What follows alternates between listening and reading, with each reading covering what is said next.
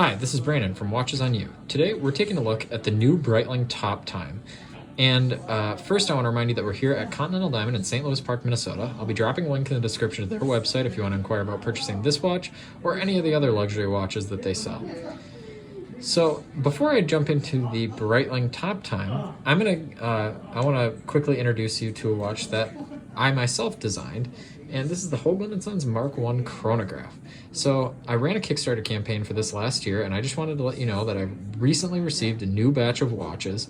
This watch is slightly improved over the Kickstarter one because I increased the contrast between the hands and the subdials to the subdials itself. Before I had darker hands, now I have polished steel hands, which you can see a lot better.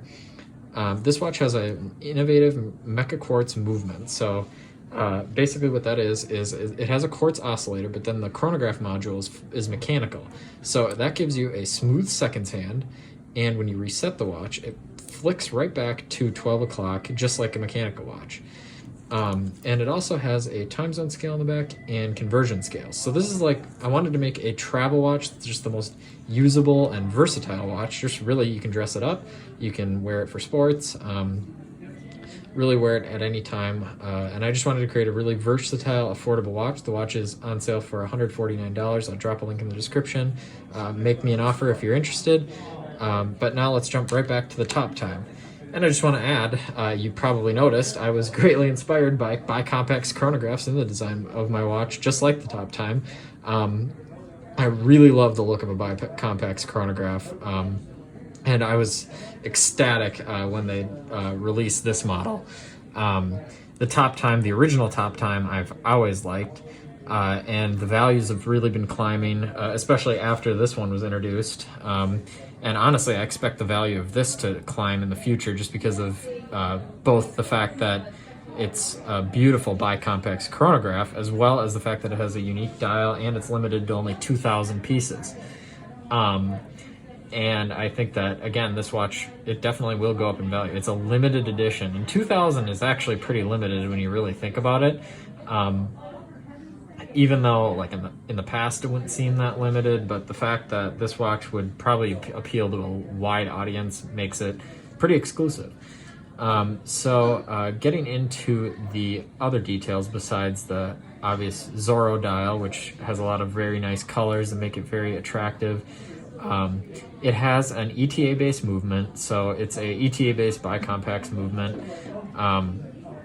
There's nothing really that special there, but it allows the watch to come at a very affordable price of $4,990, which, frankly, I would get this over a Moonwatch probably because of that.